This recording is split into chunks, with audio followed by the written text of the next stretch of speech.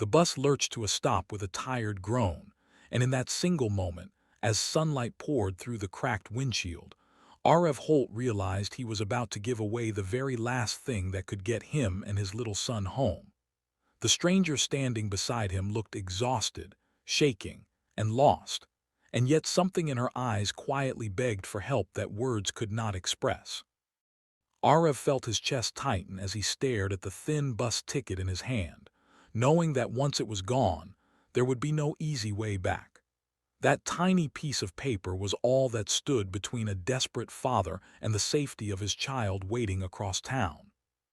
If you believe that kindness can change lives and that second chances matter, take a moment right now to like, comment, share, and subscribe to Kindness Flow. Because stories like this are reminders that even small acts of love can echo forever. RF had not always lived this way, counting every coin, weighing every decision with fear.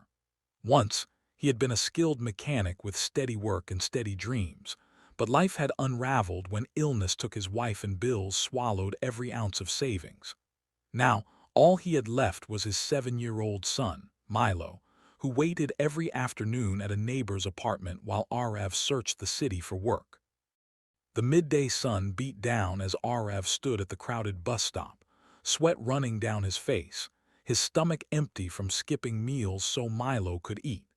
He had just finished a job unloading crates for a few dollars, barely enough for bread, and the bus ticket he bought was meant to bring him back to his child before evening fell. The woman beside him looked like she had been running from something. Her clothes were clean but wrinkled, her hair tied back in a loose, hurried knot, and her eyes kept darting around as if danger might appear at any second. When the bus driver announced there were no more tickets left, her face crumpled in silent panic.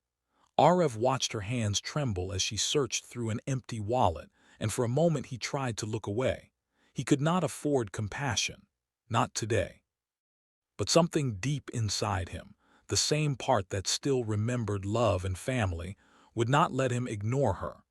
Before he could talk himself out of it, he pressed his ticket into her palm, feeling as though he were tearing a piece of his own future away. As the bus pulled away with the woman on board, RF stood frozen on the hot pavement, suddenly aware of how quiet the world felt when Hope left. He began the long walk home, each step heavy with the fear of what he would tell Milo if he did not make it back before dark. The city streets were alive with people who had places to be, and RF had nowhere at all. Still, in his heart, there was a strange, aching warmth, as if giving that ticket had lit a small candle in a dark room. Hours later, when the sun hung low and golden, RF finally reached the apartment building where Milo waited. His legs ached and his throat burned with thirst, but he kept moving, driven by the image of his son's face. When he climbed the stairs, he found something unexpected. A sleek black car was parked outside, and a woman was speaking quietly with the neighbor who watched Milo. RF's breath caught when he recognized her. It was the stranger from the bus stop, now standing tall and calm, as if she belonged in a different world than the one he lived in. The woman turned and met Arav's eyes, and in them was not fear but gratitude so deep it almost hurt to look at. She explained that she had been fleeing a dangerous situation, trying to reach a safe place before someone who meant her harm could find her. Arav's ticket had given her that chance.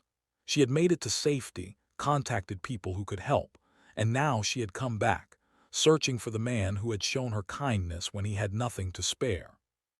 In her hand was not just money, but a promise of work and stability, offered through connections she had in a company that needed someone with Arav's mechanical skills. Arav felt the weight of months of struggle lift as if a storm had finally passed. Milo ran into his arms, laughing, unaware that their lives were about to change because his father had chosen compassion over fear. The late afternoon sunlight wrapped them in warmth, and in that simple, ordinary moment, Arav realized that kindness was never wasted, even when it felt like a sacrifice.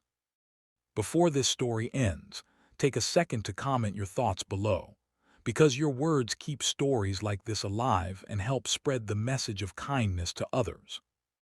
And if this story touched your heart, moved you, or made you believe in the power of goodness again, please like, share, and subscribe to Kindness Flow, so we can continue sharing stories that remind the world that even in the hardest times, a single act of love can change everything.